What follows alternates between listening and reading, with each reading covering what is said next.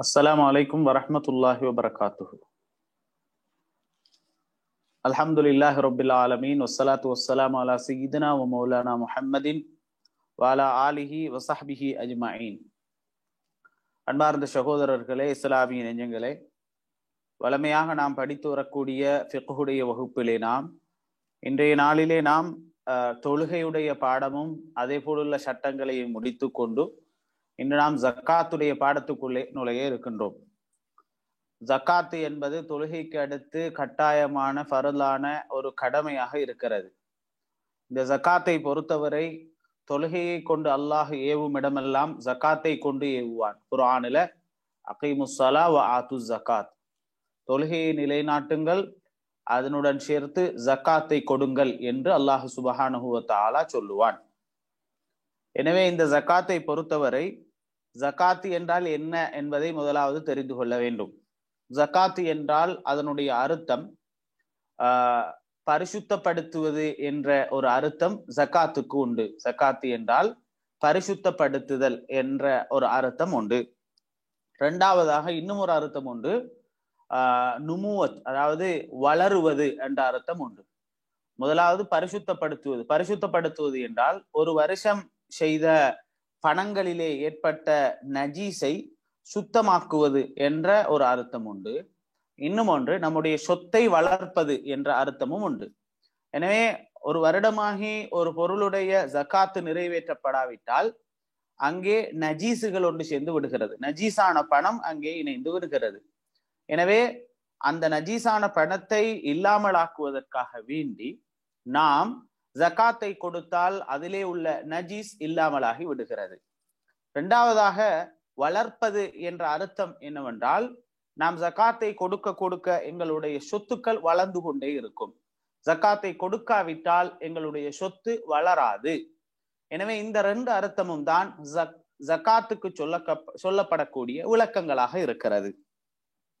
ஜக்காத்து யாருக்கெல்லாம் வாஜிப், எந்தெந்த விடயங்களில் எல்லாம் வாஜிப் என்பதை நாம் முதலாவதாக படிக்க இருக்கின்றோம். ஜக்காத்தை பொறுத்தவரை ஜக்காத் எல்லா முஸ்லிம்களின் மீதும் ஜக்காத்து கடமையாகி விடுகின்றது. எப்பொழுது கடமையாகி விடுகிறது என்றால், அவனிலே இருக்கக்கூடிய பொருட்கள், பின்னால் சில பொருட்களை சொல்ல போறோம், அந்த பொருட்களில் ஒரு வருடம் பூர்த்தியாகும் போது, ஒரு வருடம் பரிபூரணமாகும் போது இந்த அனைத்து பொருட்களிலேயும் ஜக்காத்து கடமையாகி விடுகிறது. முதலாவது நிபந்தனை முஸ்லிமாக இருக்க வேண்டும். இரண்டாவது நிபந்தனை, இந்த பின்னால் சொல்லப்படக்கூடிய பொருட்கள், பின்னால் சொல்லப்படக்கூடிய வகைகள், இவைகள் அனைத்திலும் ஒரு வருடம் பூர்த்தியானதாக இருக்க வேண்டும். எந்தெந்த விடயங்களில் எல்லாம் ஜக்காத்து கடமையாகும் என்றால், கால்நடைகளிலே ஜக்காத்து கடமையாகும். கால்நடைகள் என்றால் என்ன? ஆடு, மாடு, ஒட்டகை. ஆடு, மாடு, ஒட்டகை, இந்த மூணும் தான். இந்த மூணிலே தான் ஜக்காத்து கடமையாகி விடுகிறது. இந்த மூணும் எது? ஆடு, மாடு, ஒட்டகை. அடுத்ததாக எதிலே ஜக்காத்து கடமை என்று கேட்டால், தங்கம் வெள்ளியிலே ஜக்காத்து கடமை. அதே போல அடுத்து எதுல கடமை என்றால், இந்த தங்கம் வெள்ளியோட சேர்ந்து வரக்கூடியதுதான், அதாவது நாம் நம்முடைய நாடுகளிலே பாவிக்கக்கூடிய பணம், இதை சேகரிச்சு வைக்கிறது, பணத்துல ஜக்காத்து கடமை. அடுத்ததாக எதிலே ஜக்காத்து கடமை என்று கேட்டால், வியாபார பொருட்களில் ஜக்காத்து கடமை. அடுத்து எதிலே ஜக்காத்து கடமை? இதெல்லாம் ஒவ்வொன்றாக பின்னால விவரிப்போம், ஒவ்வொன்றாக விளங்கப்படுத்துவோம். அடுத்து எதிலே ஜக்காத்து கடமை என்றால், தானிய வகைகளிலே ஜக்காத்து கடமை. தானிய வகைகள் என்று வரும்போது, அதாவது இந்த எது அரிசி, அதே போல பருப்பு, கடலை, சோளகம், இது போன்றவைகளை ஜக்காத்து கடமை.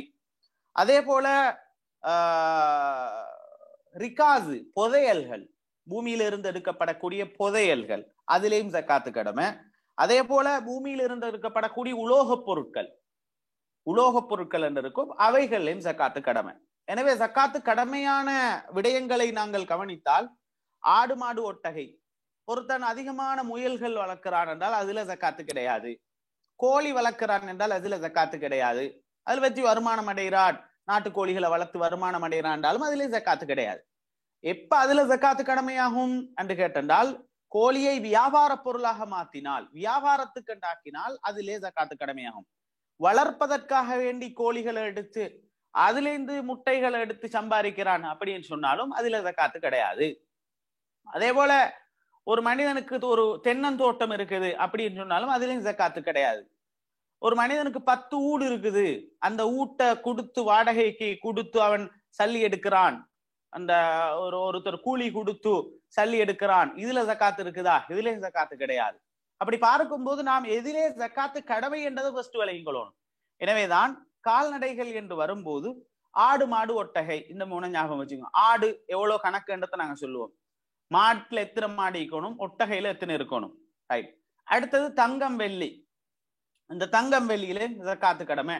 அதுல தங்கம் வெள்ளி என்று வரும்போது பிஸ்கட் இருந்தாலும் சரி, சில கட்டத்துல சேமிப்புக்காக வேண்டி நகைகளை வச்சு கொண்டு இருந்தாலும் சேமிப்புக்காக பாவிக்கக்கூடிய நகையில ஜக்காத்து கடமையா என்பதை இன்ஷா அல்லாஹ் நான் விவரிப்பேன். பின்னால தங்கம் வெள்ளியுடைய பாடம் வரும்போது அதை விவரிப்பேன். அடுத்து பணத்தை பொறுத்தவரை ஒரு வருடம் பரிபூரணமாக ஒரு பணம் ஒரு தொகை ஒரு கணக்கு இருக்கும், அந்த கணக்கு வழங்கப்படுத்தும் இன்ஷா அல்லாஹ். அந்த கணக்கு இருந்தாலும் ஜக்காத்து கடமை. அடுத்தது வியாபார பொருள். வியாபார பொருளை பொறுத்த வரைக்கும் ஒரு வருடம் பூர்த்தியாக வியாபாரம் நடந்தால் அதிலே ஜக்காத்து கடமை. தானிய வகைகளை எடுத்துக்கொண்டால் அதிலே இந்த அரிசி இந்த மாதிரி சொல்லப்பட்டவைகள் இவைகளில் ஜக்காத்து கடமை. அடுத்தது புதையல், பூமியிலிருந்து வரக்கூடிய இந்த புதையல், அதே போல உலோகப் பொருள்கள் இவைகளில் மட்டும்தான் கடமை.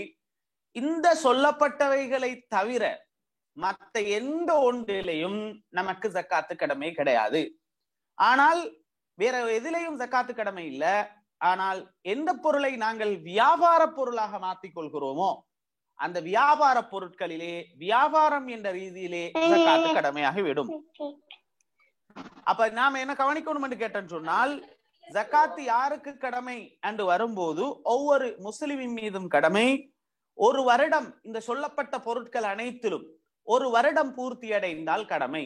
ஆனால் முன்னால் சொன்ன ஒன்றிலே மட்டும் ஒரு வருடம் பூர்த்தியாகணும் என்ற அவசியம் இல்லை. அது எது என்று கேட்டால் இந்த தானிய வகைகள்ல நம்ம பார்க்கும்போது அரிசி 3 மாசத்துக்கு ஒரு தடவை அறுவடை செய்யறாங்கன்னா அந்த ஒவ்வொரு அறுவடைகள் முடியும் போதும் ஜக்காத்து கொடுக்கணும். அதுல அது ஒரு வருஷம் பூர்த்தி ஆகணும் இல்ல, ஒவ்வொரு வருஷம் பூர்த்தி ஆகணும். ஒவ்வொரு அறுவடை இப்ப சொல்லுவ 3 மாசம் அல்லது 4 மாசம், சோளகத்துல 4 மாசம், அரிசியில 3 மாசம் என்றால் அந்த சோளக அறுவடை நடக்கும் போது அதுல ஜக்காத்தை கொடுத்துடணும். பருப்புல எப்படி அதுல எப்படி வருதோ அப்படி அந்த மாதிரி.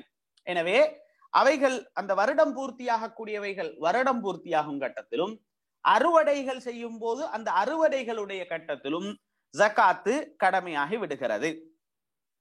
அதே நேரத்தில் ஒரு சொல்லுவோமே, ஒரு புத்தி குறைஞ்ச ஒருவர் இருக்கிறார் அல்லது ஒரு சின்ன பிள்ளை இருக்குது.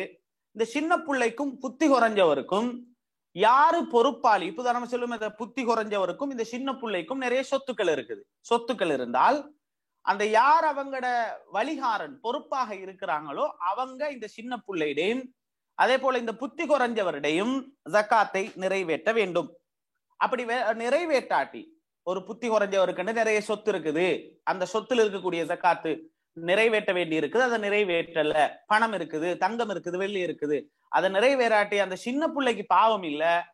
யார் அந்த சின்ன பிள்ளையையும் இந்த புத்தி குறைஞ்சவரையும் யாரு பொறுப்பெடுக்க இருக்கிறார்களோ வழிகாரன், அவர்கள் மீது அவர்கள் பாவியாகி விடுவார்கள். அதே போல ஒரு சின்ன புள்ள பருவ வயது அடைஞ்சிட்டான், அதே போல ஒரு புத்தி குறைஞ்சவன் என்ன செஞ்சிட்டான், தெளிவு அடைஞ்சிட்டான். அல்லது ஒரு சின்ன புள்ள சொல்லுவோமே, ஒரு சின்ன புள்ள சிறிய வயசுல இருக்கும்போது அவனுக்கு நிறைய சொத்து இருந்துச்சு, அந்த ஜக்காத்துகள் ஒன்றுமே கொடுக்கப்பட இல்லை. இவர் பருவ வயதை அடைஞ்சாரு. அடையும் போது இவ்வளவு காலமும் கொடுக்கப்படாத இந்த ஜக்காத்தை அவருக்கு கொடுப்பது கட்டாயமாகும். சின்ன புள்ள இப்ப பார்க்கணும், எந்த வயசுல எனக்கு இந்த சொத்து கையில வந்திருக்குது. இப்ப உதாரணமா சொல்லி அவருக்கு 6 வயசுல இருந்து வந்திருக்குது. 6 வயசுண்டா அவர் ஒரு 9 வயசுல பருவத்தை அடைஞ்சிருந்தால் அப்ப 6ல இருந்து பார்க்கணும் 7, 8, 9 அந்த 3 வருஷத்துக்குரிய ஜக்காத்தையும் அந்த சின்ன புள்ள கொடுக்கணும். இப்ப பருவ வயதை அடைஞ்சது பிறகுக்கு கொடுக்கணும் என்றத ஒரு உதாரணமாக நான் உங்களுக்கு சொல்லித்தாரேன். அதே போல என்னன்னு கேட்டால் இன்னும் ஒரு விஷயத்தையும் நம்ம விளங்கிக் கொள்வோம். என்ன சொன்னால், ஒரு ஆள்கிட்ட நாங்க ஒரு பணத்தை கொடுத்திருக்கிறோம். பணத்தை கொடுத்தவரு நமக்கு பணத்தை தரல, அவரு கடனாக கொடுத்தோம், கடனை தரல. கடனை கொடுக்கறத பொறுத்த வரைக்கும் அதுல ரெண்டு விஷயம் இருக்குது. ஒன்று தரக்கூடிய மனிதன், இன்னும் ஒன்று முமாத்தில். முமாத்தில் என்றால் அட்டி சொல்லக்கூடியவர். நாளைக்கு வா, நாளண்டைக்கு வா, அடுத்த மாசம் வா, அடுத்த மாசம் வா, இப்படி சொல்லிட்டே இருப்பான், தரமாட்டான். இவனுக்கு சொல்லுவாங்க முமாத்தில் அப்படின்னு சொல்லுவாங்க. இப்ப இவனுடைய எங்கட பணம் அவன்கிட்ட இருக்குது என்றதுக்காகவே நாங்க ஜக்காத்து கொடுக்கணும் அவசியம் இல்ல. சரி, இந்த அட்டி சொல்லக்கூடியவன் இந்த முமாத்தில் பார்த்துட்டே இருக்கிறான், தரல. இப்ப நாங்க பல வருஷம் உதாரணமா சொல்லுவோமே, ஒரு 10 லட்சம் அவன்கிட்ட கடன் கொடுத்திருந்தோம். கடன் கொடுத்திருந்து ஒரு வருஷம் பார்த்தான் கிடைக்கல. 10 லட்சத்துக்கு நாங்க ஜக்காத்து கொடுக்க வேண்டிய கடமையில் இருக்கிறோம். ஒரு வருஷம் பார்த்தோம் அவன் சல்லிய தரல. 2வது வருஷம் பார்த்தோம் சல்லிய தரல. 3வது வருஷம் அவன் சல்லிய கொண்டு வந்துட்டான். இப்ப நாங்க என்ன செய்யணும் என்றால் இந்த 3 வருஷத்துக்குரிய ஜக்காத்தை நாங்க கொடுக்கணும். தரவே இல்லை சொன்னு வைங்களே, 3 வருஷமாகியும் தரல, அப்படியே இருக்குது. அப்படி என்றால் இப்ப நாங்க ஜக்காத்து கொடுக்க வேண்டிய அவசியம் இல்லை. என்ற அசிலே எங்களுக்கு வரல, அவன் தான் அட்டி சொல்லக்கூடிய அசிலே எங்களுக்கு வரல என்று போது நாங்க என்ன செய்யணும், அப்ப ஜக்காத்து கொடுக்க வேண்டிய கட்டாயம் நமக்கு கிடையாது. ஆனால் முமாத்தில் அட்டி சொல்லக்கூடியவன் பணத்தை கொண்டு தந்துட்டால் நாங்க இவ்வளவு காலம் இருந்ததுக்குரிய ஜக்காத்தை நாங்க என்ன செய்யணும், கொடுத்துத்தான் ஆக வேண்டும். அடுத்ததாக ஜக்காத்துடைய என்னென்ன பொருட்களை ஜக்காத் விவரமாக பார்க்க முன்னால இன்னும் சில சட்டங்கள். அதே போல நாங்க பாருங்க, ஜக்காத்தை பொறுத்தவரை எந்த பொருளிலே ஜக்காத்து கடமையாகிறதோ அந்த பொருளிலிருந்து தான் ஜக்காத்து வாஜிபு. தங்கம் நமக்கிட்ட இருந்தால் தங்கத்திலிருந்து ஜக்காத்து வாஜிபு. வெள்ளி நமக்கிட்ட இருந்தால் வெள்ளியிலிருந்து ஜக்காத்து வாஜிபு. அதே போல இது போல எந்தெந்த பொருள் இருக்கிறதோ அந்த பொருளே தான் நாங்கள் என்ன செய்யணும், ஜக்காத்தை நிறைவேற்ற வேண்டும். ஆனால் அந்த பொருளிலே ஜக்காத்து வாஜிபானாலும் அது அல்லாததிலிருந்து ஜக்காத்தை நிறைவேற்றினால் கூடும். இப்ப ஒரு ஆள்கிட்ட ஒரு 10 லட்சம் சல்லி இருக்குது. இந்த 10 லட்சம் சல்லியில இருந்து இப்ப ஜக்காத்து கடமையாக இருக்கு. 10 லட்சம் சல்லி ஒரு ஆள் ஒரு வருஷம் சேர்த்து வச்சிருந்தார் என்றால், ஒரு வருஷம் 10 லட்சம் சேர்த்து வச்சு ஒரு வருஷம் போன ஜனவரியில 10 லட்சம் கைக்கு வந்துச்சு. இந்த ஜனவரி ஆகிருச்சு.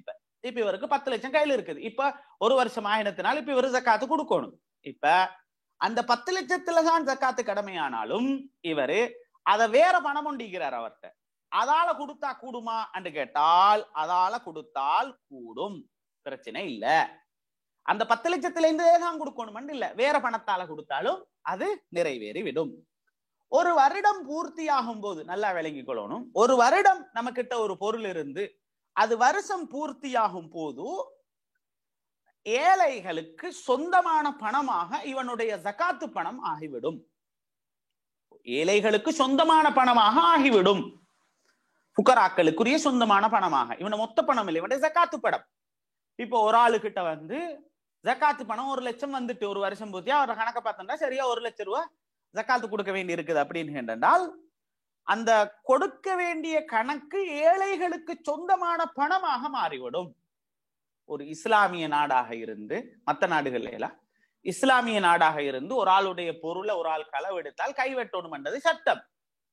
ஆனால் ஒரு மனிதனுடைய ஜக்காத்து பரிபூரணமாகி, நல்லா கவனிக்கணும், ஜக்காத்து பரிபூரணமாகிட்டு இப்ப ஒரு மனிதன் ஒரு ஏழை வந்து அவன் வீட்டுல களவாண்டி இருக்கிறான். எவ்வளவு ஜக்காத்து கொடுக்க வேண்டிய 1 லட்சம் கடன் கொடுக்க ஜக்காத்து கொடுக்க வேண்டி இருக்கு, அவன் ஜக்காத்தை கொடுக்கல. இப்போ ஒரு ஏழை வந்து அவன் வீட்டுல களவாண்டினாலும் இவனுடைய கை வெட்டப்பட மாட்டாது. களவெடுத்தது பாவம் புண்ணியம், அது 2வது செய்தி. கை வெட்டப்படுமா என்று கேட்டால் வெட்டப்பட மாட்டாது. ஏன் காரணம் என்றால் அவன் எடுத்தது ஏழைகளுக்கு சொந்தமான, அவனும் பயில ஒரு பங்குதாரி தானே, அவனும் ஒரு பங்காக வரக்கூடியவன் தானே, அந்த ஏரியாவில் இருக்கக்கூடிய ஒரு ஏழை. அப்ப எனவே அதை வச்சுட்டு மத்தவங்க களவெடுக்க பித்திரக்கூடாது. இங்க நாட்கள்ல இந்த தூக்கி ஜெயில போட்டுருவாங்க. நான் சொல்றேன், ஒரு இஸ்லாமிய நாடாக இருந்து ஒரு சட்டத்துக்குரிய வகையில நான் அதை சொல்றேன். அந்த கட்டத்துல அவனுடைய கை வெட்டப்பட மாட்டாது. ஏன் காரணம் என்று கேட்டால் அவன் எடுத்தது ஏழைகளுடைய சொத்திலிருந்து அவனுடைய பகுதியாக அது மாறிவிடுகிறது. எனவே நல்லா விளங்கிக் கொள்ளணும், நம்ம கிட்ட ஒரு பணம் இருந்து ஜக்காத்து ஒரு வருஷம் பரிபூர்ணமாகிருச்சுன்னு சொன்னால் அந்த ஜக்காத்துக்குரிய பணம் இருக்குது. இப்ப 10 லட்சம் இருக்குது, 20 லட்சம் இருக்குது, 30 லட்சம் இருக்கு, ஜக்காத்துல பகுதி எங்களுக்கு விளங்கிடும். பின்னால விளங்கப்படுத்தும் எவ்வளவு கணக்கெடுது. அது உங்களோட சொத்து அல்ல, நம்மட சொத்து அல்லது, அது ஏழைகளுடைய சொத்து. அப்ப அந்த அளவுக்கு இஸ்லாம் ஜக்காத்துடைய விஷயத்துல சட்டம் சொல்லுது என்பதை நாங்க விளங்கி கொள்ள வேண்டும். சரி, அப்ப என்ன செய்யணும்னு கேட்டால் ஒரு பொருள் ஒரு வருடம் ஒரு வருடம் முழுக்க நம் பொறுப்பிலே இருந்தால் தான் ஜகாத்து வாஜிப். வியாபார பொருள் எடுத்துக்கோங்களேன், போன ஜனவரியில் ஆரம்பித்தால் இந்த ஜனவரி ஆனா தான் ஜகாத்து கடமை. தங்கத்தை எடுத்துக்கோங்களே, போன ஜனவரியில எங்கட கைக்கு பொறுப்பு தங்கம் கையில வந்தது இந்த ஜனவரி ஆனா தான் கடமை. பணத்தை எடுத்துக்கோங்களே, போன ஜனவரியில, ஜனவரியை உதாரணத்துக்கு சொன்னா ஜனவரியே வரணும் இல்ல, ஜனவரியே வரணும் இல்ல, உதாரணத்துக்கு சொல்றேன். பணம் 10 லட்சம் ரூபாய் எங்கட கைக்கு போன ஜனவரியில ஃபுல்லா கிடைச்சது, இந்த ஜனவரி வரைக்கும் அது இருக்குது. அப்ப பாதுகாப்புல இருக்குது எங்கட சொந்தமானவன். இப்ப ஒரு வருடம் பரிபூரணமாக எங்கட கையில அந்த பொருள் இருந்தால்தான், எங்கட உடந்தையில எங்கட மில் கண்டுவாங்க இருந்தால்தான் ஜகாத்து வாஜிபு. சரி, இடையில நீங்கிருச்சு, எங்கட பொறுப்பை விட்டு நீங்கிருச்சு. இப்ப உதாரணமாக ஒரு ஆள் 10 லட்சம் கையில வச்சிருந்த நேரத்துல பணமாக வச்சிருந்தாரு, ரைட்? 10ல ஒரு 20 லட்சம் வைங்களே, 20 லட்சம் வச்சிருந்தாரு. வச்சு ஜனவரி அவர கையில இருந்துச்சு, பிப்ரவரி அவர கையில இருந்துச்சு, மார்ச், ஏப்ரல், மே 5 மாசம் அவர கையில இருந்துச்சா? 5வது மாசம் அந்த 20 லட்சத்துக்கு ஒரு கார் ஒன்று எடுத்தாரு. சரி, கார் ஒன்று எடுத்துட்டு 6வது மாசம் அதை ஒரு மாசம் ஃபுல்லா கார் வச்சுட்டு இருந்தேன். ஒரு மாசம் ஒரு நாள்னு வச்சுக்கோங்களேன், ஒரு நாள் அந்த காரை ஓட்டினாரு, ரைட்? ஒரு நாள் அந்த காரை ஓட்டிட்டு இல்ல சொந்தமா எடுத்தாரு, 20 லட்சம் கொடுத்து அந்த காரை எடுத்துட்டு திருப்ப ஓட்டுறாரு. ஓட்டிட்டு ஒரு நாள்ல அல்லது ஒரு 10 நாள்ல ஒரு 20 நாள்ல ஒரு மாசத்துல அதை வித்துட்டாரு. வித்து திரும்ப பணமாக்கிட்டாரு 20 லட்சம். அப்ப என்ன செஞ்சது? மேல 5வது மாசம் முடிஞ்சவருக்கு ஏப்ரல்ல ஒரு நாளோ 10 நாளோ 20 நாளோ அவர் அதை வித்து வேற பொருளாக மாத்திட்டாரு. மாத்திட்டு அது அவரோட காரு தான், சொந்தமா அவர் ஓட்டுறாரு. ஆனால் இப்ப அது பணமாக இல்ல, வேறொன்றாக மாறிட்டு அவர் ஓட்டிட்டு வந்து அடுத்து அப்படியே பார்த்தேன்னு சொன்னா அடுத்த ஜனவரி ஆகும் போது கடமையாக மாறுதா, ஜகாத்தாக மாறுதான்னு கேட்டால் மாறாது. ஏன் காரணம்னு கேட்டால் அது பணமாக அவரிடத்துல இருக்க இல்ல. இப்ப நல்லா விளங்கி கொள்ளணும். அப்ப ஒரு பொருளாக பணமாக தங்கமாக வெள்ளியாக அவரிடத்துல இருக்கும் போது ஒரு வருஷம் பூர்த்தி ஆகும் போது அது கடமை இதாகிருது. இப்ப உதாரணமா சொல்லுவோமே, இப்படி ஒன்று செஞ்சாரு, அல்லது யாருக்கு வேறொருத்தருக்கு அதை என்ன செஞ்சாரு, கொடுத்தாரு.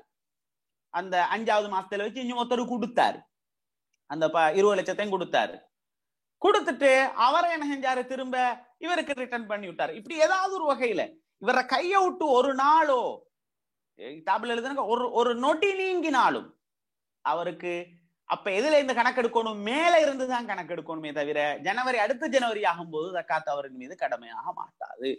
எனவே இப்படியான ஒரு சட்டத்தையும் நாங்க என்ன செஞ்சு கொள்ளணும், விளங்கி கொள்ள வேண்டும். அவர் இடையில வச்சு அவருடைய பொறுப்பு நீங்கினாலோ அல்லது அந்த பணம் வேறொன்றாக மாறினாலோ, வீடாக காணியாக காணியை வாங்கி போட்டாரு, அதுக்கு இன்னும் ஒன்றை வாங்கி வேற ஏதோ வாங்கி போட்ட கார் ஒண்ணு வாங்கி போட்டாரு, இப்ப அவருக்கு இதுல ஜகாத்து கடமை இல்ல.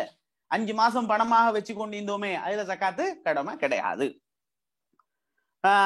அப்ப அதையும் நாங்க விளங்கிக் கொள்ளணும். சரி, இப்ப ஒரு மனிதனுக்கு ஒரு கடை ஒன்று கைக்கு வருது, அது ஏற்கனவே செஞ்சு கொண்டிருந்த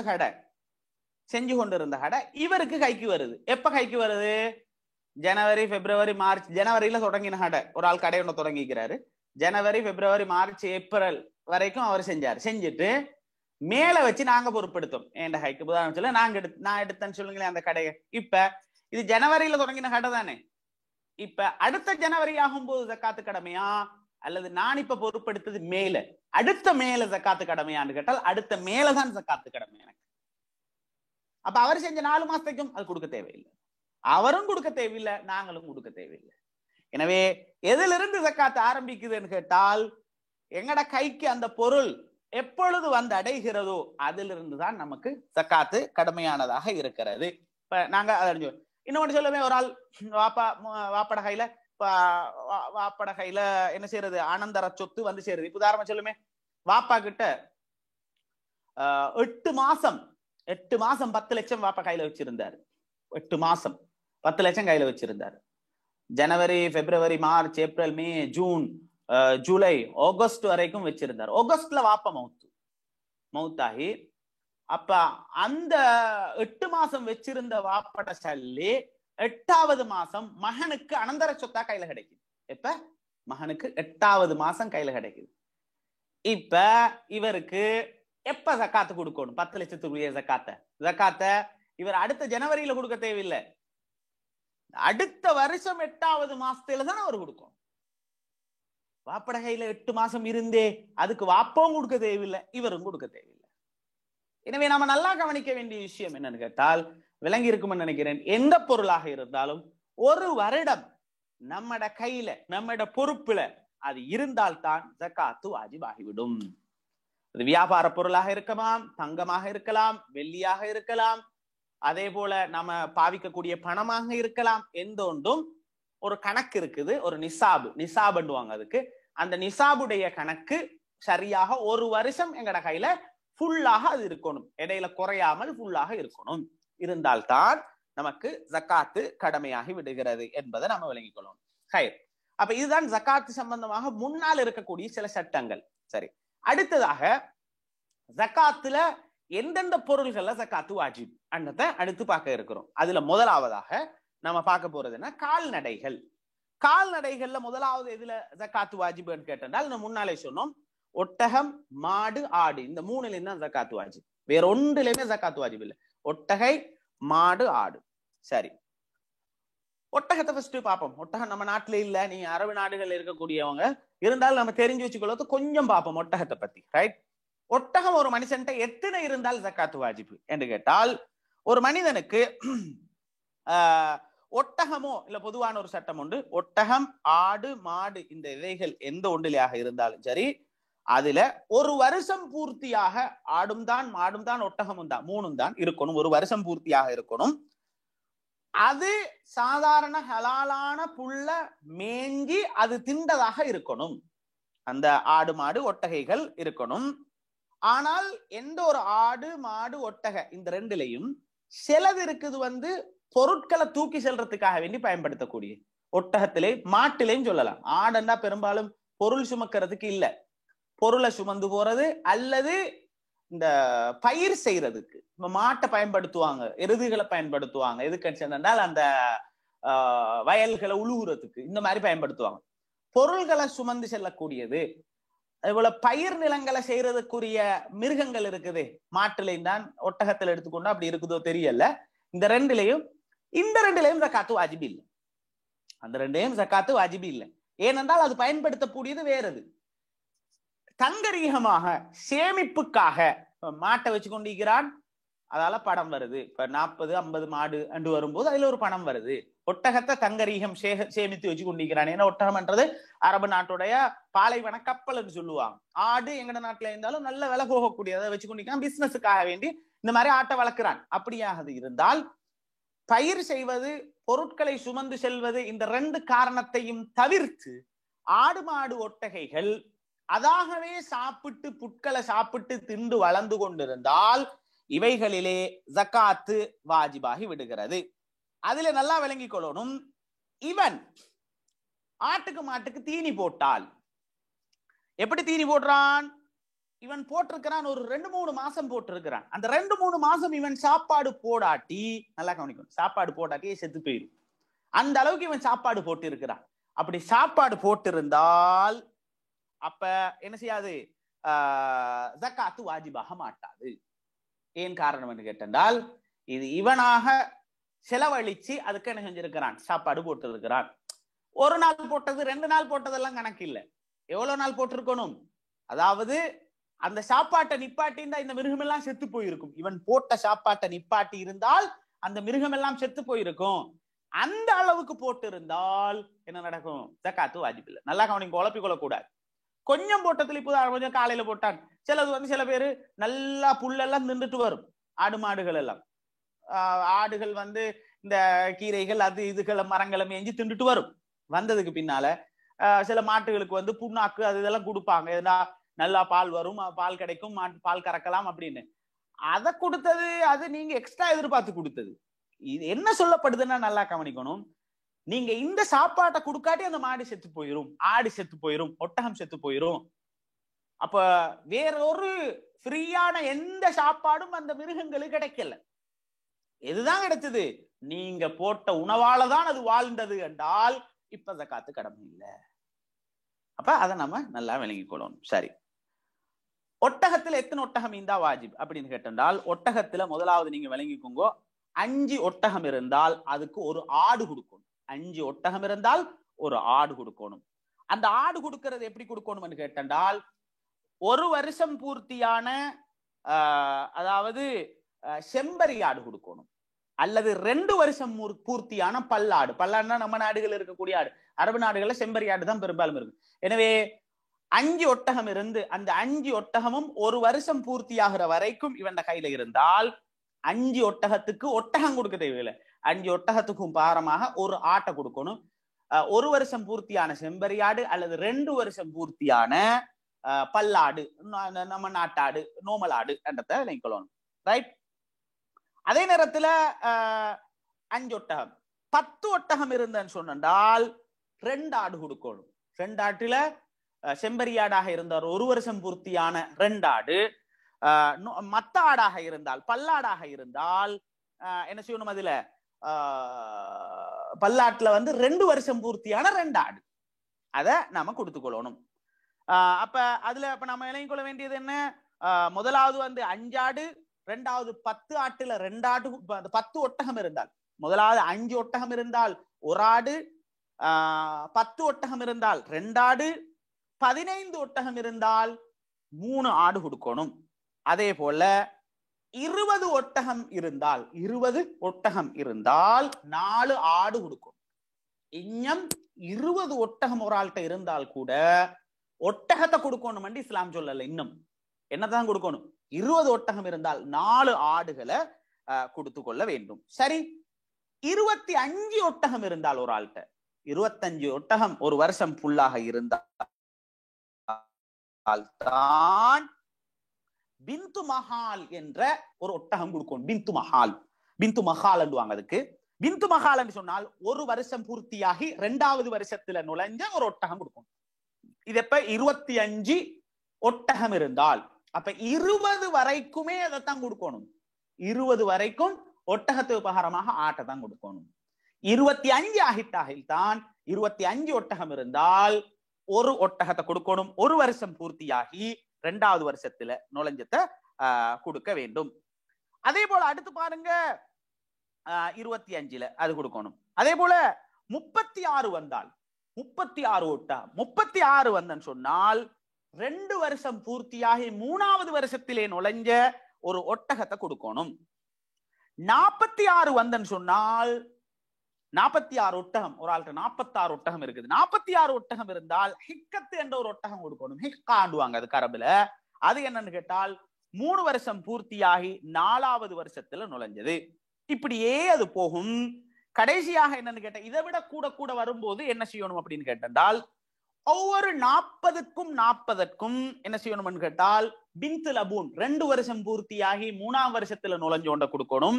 ஒவ்வொரு 50க்கும் 50 கணக்கெடுத்தால் 50, 100, 150, 200 அப்படி கணக்கெடுத்தால் ஒவ்வொரு 50க்கும் 3 வருஷம் பூர்த்தியாகி 4வது வருஷத்துல நுழைஞ்ச ஒரு ஒட்டகத்தை கொடுக்க வேண்டும். இதுதான் ஒட்டகத்துடைய சட்டம். அப்ப இந்த அளவுக்கு அதை தெரிஞ்சு வச்சுக்கொண்டால் போதும். ஒருவேளை அல்லாஹு தாலா அப்படி ஒட்டகத்துடைய வரக்கத்துகளை வசதிகளை தந்துட்டால் இதுதான் சட்டமன்றத்தை வழங்குவோங்க. இது சட்டமாக இருக்கிறதுனால அதை நான் உங்களுக்கு விளங்கப்படுத்தினேன். ரைட். அடுத்து மாடு. ஒருவேளை மாடுகள் சந்தர்ப்பம் வரலாம் எங்களுக்கு. மாடு ஆடு இந்த 2லயும் எங்களுக்கு வியாபார தொடர்புகளோ எப்படியோ வரலாம். மாட்டுல எத்தனை இருக்கணும், மாட்டுல 30 மாடு இருந்தால் தான் ஜகாத்து வாஜிப். 30 மாடு இருந்து ஒரு வருஷம் ஃபுல்லா இருக்கணும். அந்த 30 மாடு இருந்தால் தபீ என்ற ஒரு மாட்டை கொடுக்கணும். தபி என்று அதுல பேர் அல்ல, ஒரு வருஷம் பூர்த்தியாகி 2ஆம் வருஷத்துல நுழைஞ்சது. ஒரு வருஷம் பூர்த்தியாகி 2ஆம் வருஷத்துல நுழைஞ்ச ஒரு மாட்டை கொடுக்கணும். 40 மாடு வந்துட்டேன்னு சொன்னால் முசின்னாண்டு கொடுக்கணும். முசின்னாண்டு சொன்னால் 2 வருஷம் பூர்த்தியாகி 3ஆம் வருஷத்துல நுழைஞ்ச, 2 வருஷம் பூர்த்தியாக இருக்கணும், 3ஆம் வருஷத்துல நுழைஞ்ச ஒரு மாட்டை கொடுக்கணும். அப்ப இது முதலாவது என்ன, 30 மாட்டுக்கு தபி கொடுக்கணும். தபி என்றா என்ன, ஒரு வருஷம் பூர்த்தியாகி 2ல நுழைஞ்சது. 40 மாடு இருந்தால் 2 வருஷம் பூர்த்தியாகி 3ஆம் வருஷத்துல நுழைஞ்ச ஒரு மாட்டை கொடுக்கணும். அதே நேரத்துல 60 மாடு இருந்தால் ஒரு வருஷம் பூர்த்தியாகி 2வது வருஷத்துல நுழைஞ்ச 2 மாடு கொடுக்கணும். இப்படியே போகும். எப்படின்னு கேட்டால் அது பிறகுக்கு அதை விட கூட கூட 150, 200 மாடு இருந்தால் 30 கணக்கெடுத்தால் ஒவ்வொரு 30க்கும் ஒரு வருஷம் பூர்த்தியாகி 2வது வருஷத்துல நுழைஞ்ச ஒரு மாடு கொடுக்கணும். ஒவ்வொரு 40, 80, 120 அப்படி கணக்கெடுத்தால் ஒவ்வொரு 40க்கும் 20 வருஷம் பூர்த்தியாகி அந்த 2 வருஷம் பூர்த்தியாகி 3ஆம் வருஷத்துல நுழைஞ்ச ஒவ்வொரு முசின்னாவை கொடுக்கணும். அப்பதான் விலகிக்கொள்ளணும். அப்ப மாட்டுடைய ஆரம்ப கணக்கு எதுல 30 மாடு இருந்தால் தான் ஜகாத்து வாஜிபாகுது. 30க்கு ஒரு கணக்கு, 40க்கு ஒரு கணக்கு. அப்ப கூடி இன்னும் போக போக போக என்ன செய்யணும் கேட்டால் மொத்த மாடுகளையும் 30 கணக்கெடுத்து கொடுக்கோ. மேலும் 30 கணக்கெடுத்து கொடுத்தால் ஒவ்வொரு 30க்கும் ஒரு வருஷம் பூர்த்தியாக 2ஆம் வருஷத்துல நுழைஞ்ச ஒரு மாடு கொடுக்கணும். 40 கணக்கெடுத்தால் 2 வருஷம் பூர்த்தியாகி 3ஆம் வருஷத்துல நுழைஞ்ச மாட்டை ஜக்காத்தாக கொடுக்கணும். சரி, இதுதான் மாட்டுடைய சட்டம். அடுத்து ஆடை பாருங்க. ஆட்டுல எத்தனை ஆடு இருந்தால் ஜக்காத்து வாஜிப்? ஆட்டுக்கு அவசரமாக அது பெருக்கம் உண்டாகும். ஆட்டுல அவசரமாக உண்டாகும்.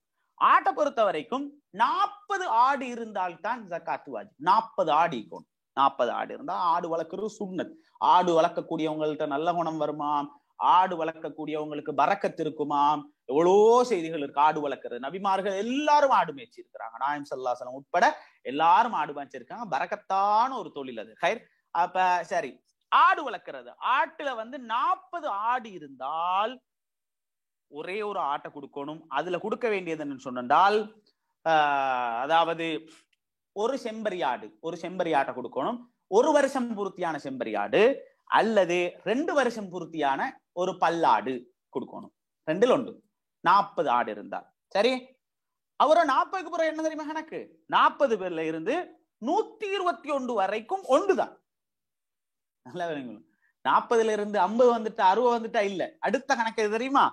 121 வந்தால் 2 ஆடு கொடுக்கணும். 121 வந்தால் 2 ஆடு. அடுத்து 201 வந்தால் 121ல இருந்து அடுத்த கணக்கு எப்ப தெரியுமா? அதுக்கு இடையில இன்னும் கூட இருந்தாலும் 2 தான். 201 200 வந்தாலும் இன்னும் 2 தான். 201 வந்தால் 3 ஆடு கொடுக்கணும். 3 ஆடு கொடுக்கணும். 400 ஆடு வந்தால் 4 ஆடு கொடுக்கணும். அப்படி கஷ்டப்படுத்த இல்ல, லேசிதான். 400 ஆடு இருந்தா 4 ஆட்டை ஜக்காத்து கொடுக்கணும். அதுதான் விளங்கிக்கொள்ளணும். அப்படியே போகும்போது இந்த கணக்கு அப்படியே ஏறிக்கொண்டு போகும். சரி, இந்த கணக்குல அப்படியே பேத்து கொண்டு போக வேண்டியதான். அப்ப அதுல நம்ம கணக்கு வேண்டிய என்ன சொன்னால் இடையில போடக்கூடிய குட்டிகள், அந்த குட்டிகள் அசலோட தான் நாங்க சேர்க்கணும். தாயோட தான் நாங்க சேர்க்கணும். உதாரணத்துக்கு அதுல ஒரு செய்தி போடுறாங்க. இந்த ஆட்டுல ஒரு விசேஷமாக ஒரு செய்தி போடுறாங்க. என்னன்னு கேட்டால், இப்ப உதாரணமாக ஒரு 40 ஆடு ஒரு ஆள்கிட்ட இருந்துச்சு. 40 ஆடு. அந்த 40 ஆடும் ஜனவரி, பிப்ரவரி, மார்ச், ஏப்ரல், மே என்று வரும்போது 40 ஆடும் செத்து போச்சு உதாரணமா. ஆனால் இந்த 40 ஆடும் சாகுற அந்த மாசம் இருக்குது, 40 குட்டியை போட்டுட்டு செத்து போச்சு. இப்ப எப்ப கணக்கெடுக்கணும்? ஜனவரியில ஆடு ஆரம்பிச்சு மேல வச்சு குட்டியை போட்டுட்டு செத்து போச்சுன்னு சொன்னால் இப்ப அடுத்த மே வரைக்கும் இருக்கணும்னு அவசியம் இல்லை. தாய்களுடைய வருஷம் பூர்த்தியாகுது இப்ப அடுத்த ஜனவரி. எனவே அடுத்த ஜனவரியில இருந்து என்ன செய்யணும்? இது ஆட்டுல மட்டும் ஒரு விசேஷமான ஒரு சட்டமாக அது இருக்குது. அடுத்த ஜனவரி வரும்போது தாயுடைய கணக்கு ஜனவரி தானே, தாய்கள் ஸ்டார்ட் ஆனது கிடைச்சது. அப்ப அதுல இருந்து இந்த குட்டிகளை சேர்த்து ஜக்காத்தை நாங்க முடிக்க வேண்டும். இதுதான் அதனுடைய சட்டங்களாக இருந்து கொண்டு இருக்கிறது. அது மட்டுமல்லாது இன்னும் ஒரு சில 2 சட்டத்தை சொல்லி முடிச்சு கொள்றேன். இப்ப சில கட்டத்துல என்ன செய்வாங்கன்னு கேட்டால், ஆடுகளை இந்த பிரிச்சு 2 பேர் பார்ட்னர்ல வளர்ப்பாங்க. சில கொழும்புல இருக்கக்கூடியவங்களுக்கு கொழும்புல ஆட்டை வளர்க்க முடியல, இந்த புத்தளம், அன்றாதபுரம் இந்த மாதிரி பக்கங்களுக்கு கொடுத்து ஆடுகளை வளர்ப்பாங்க. வளர்க்கக்கூடிய கட்டத்துல நல்லா விளங்கிக்கொள்ளணும். சிலவங்க பார்ப்பாங்க, ஒரு ஆள்கிட்ட 40 ஆடு இருந்தால்தான் ஒரு ஆட்டு கொடுக்கணும், ஜக்காத்து கொடுக்கணும். இப்ப ஒரு ஆள் 40 ஆடு எடுத்து அதுல ஒரு ஆள் சொல்றாரு, ஏண்ட 20 ஆடு, உங்களோட 20 ஆடு, எந்த வேற வேற ஆடு தெரியும் 2. ஆனால் இந்த 40 ஆடும் தண்ணி குடிக்கிறது, தின்றது, மேய்றது எல்லாமே ஒரு இடத்துல. இப்ப ஏண்ட 20, அவரோட 20. இந்த 2ம் வேற வேற இடத்துல தின்னுது, வேற வேற இடத்துல மேயுது, வேற வேற இடத்துல வாழுது அப்படின்னு இல்ல. வாழ்றதெல்லாம் ஒரே கூட்டுல, தின்றதெல்லாம் ஒரே கூட்டுல, படுக்கிறது, எலும்புறது, குட்டி போடுறது எல்லாமே ஒரே கூட்டுல.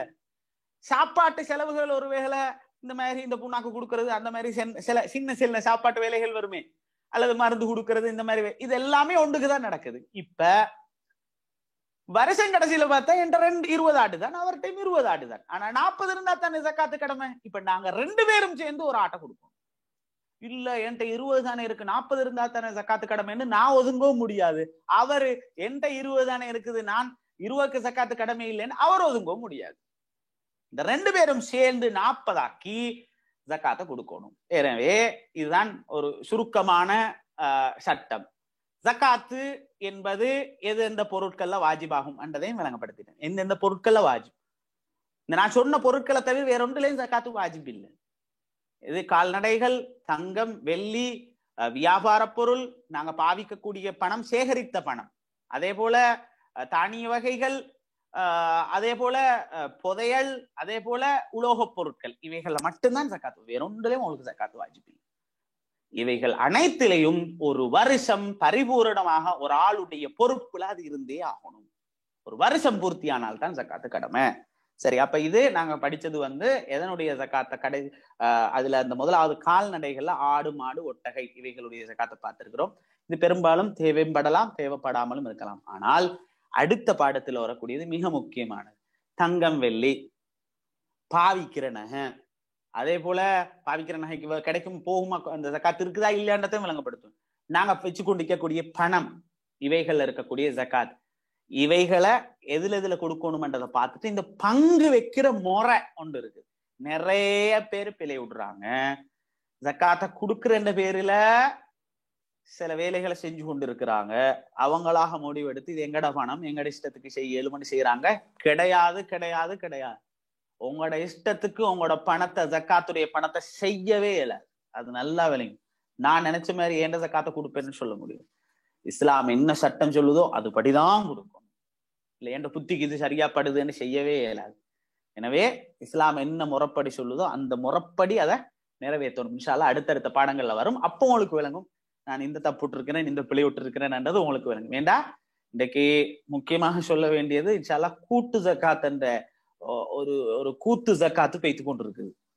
அதுல கொடுத்தால் உங்களோட ஜக்காத்து கூடுமா கூடாதா என்றதை இன்ஷா அல்லாஹ் வரக்கூடிய வகுப்புல இன்ஷா அல்லாஹ் அதை விளங்கப்படுத்தாரன். அஸ்ஸலாமு அலைக்கும் வரஹ்மத்துல்லாஹி வபரகாத்துஹு. அப்ப அந்த கால்நடை கொடுக்கும் பொழுது அந்த இருக்கிற கையில இருக்கிற இதுல இருந்து கொடுக்கணுமா இல்லாட்டி வாங்கி கொடுக்கணுமா? இப்ப ஒரு ஆடோ இந்த இதுன்னு சரி, அது இப்படித்தான். அதுல இருந்து கொடுக்கோ மேலும் அல்லது இன்னும் ஒன்றை கொடுக்கோ மேலும் பிரச்சனை இல்லை. எப்படியோ இந்த கால்நடைகளுக்காக வேண்டி ஒன்றை கொடுக்கணும். இப்ப நல்லா விளங்கிக்கோங்க.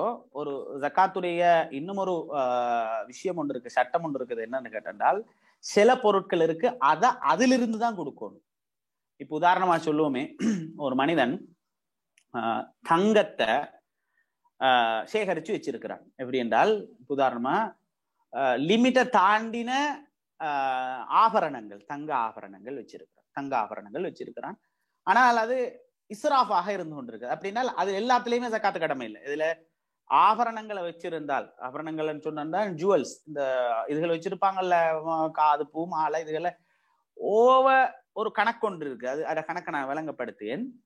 அந்த கணக்கை தாண்டி வச்சு கொண்டு இருந்தால் இப்ப அதுல ஜக்காத்து கொடுக்கணும். கொடுக்கும்போது அதுலேருந்தே தான் கொடுக்கணும். ஏன் காரணம் என்றால் ஓவராக வச்சு கொண்டு இருக்கும் போது அது இஸ்ராஃப்ல, ஹராத்துல போய் சேருது. எனவே அவனை ஹராத்தை விட்டும் பாதுகாக்கிறதுக்காக வேண்டி அதுலேருந்தே தான் கொடுக்கணும். அப்பதான் என்ன செய்யும், காலப்போக்கில் அது ஜகாத்து கொடுத்து கொடுத்து கொடுத்து கொடுத்து அவன் பாவிக்கக்கூடிய அந்த நகையுடைய ஒரு லிமிட் ஒன்று இருக்குது, அதுல அது நிற்கும். எனவே அது ஹராத்தை விட்டும் அவனும் பாதுகாக்கும். அப்படி இல்லாமல் இன்னும் சிலது இருக்குது, அதுல இருந்தே கொடுக்கணும்னு அவசியம் இல்லை. இப்ப ஒரு ஆடு, மாடு, ஒட்டகை இருக்குது அப்படின்னு சொன்னால் அதுல இருந்தே கொடுக்கணும். அதுல இருந்தும் கொடுக்கலாம், இன்னும் ஒன்றுல இருந்தும் கொடுக்கலாம். முன்னால ஃபர்ஸ்ட்டுக்கே நான் அதை சொன்னேன் உங்களுக்கு. ஃபர்ஸ்ட் ஆரம்பத்திலே உங்களுக்கு நான் அதை விளங்கப்படுத்தினேன். பாருங்க,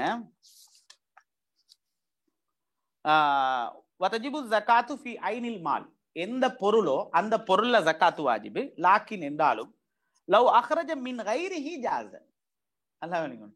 அதுல இருந்து தான் ஜகாத்து. இப்போதாமா ஆடு, மாடு, ஒட்டகை இருக்கு, அதுலதான் ஜகாத்து வாஜிபு, அதுல இருந்துதான் ஜகாத்து வாஜிபு. ஆனாலும் அதற்கு பகரமாக வேறொரு பணத்திலிருந்து அதை செலவழித்து ஜகாத்தை கொடுத்தாலும் ஜகாத்து நிறைவேறும்.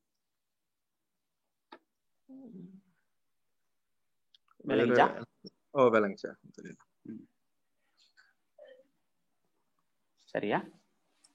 எனக்கு அவ்வளவுதான் கேட்டேன். முடிச்சு கொள்ளுமா அப்ப? ஓகே. ஸல்லல்லாஹு அலா முஹம்மது ஸல்லல்லாஹு அலைஹி வஸல்லம் ஸல்லல்லாஹு அலா முஹம்மத் ஸல்லல்லாஹு அலைஹி வஸல்லம் ஸல்லல்லாஹு அலா முஹம்மத் யா ரப்பி ஸல்லி அலைஹி வஸல்லம். அஸ்ஸலாமு அலைக்கும் வரஹ்மத்துல்லாஹி வபரகாத்துஹு. வலைக்கும் ஸலாம் வரஹ்மத்துல்லாஹி வபரகாத்துஹு.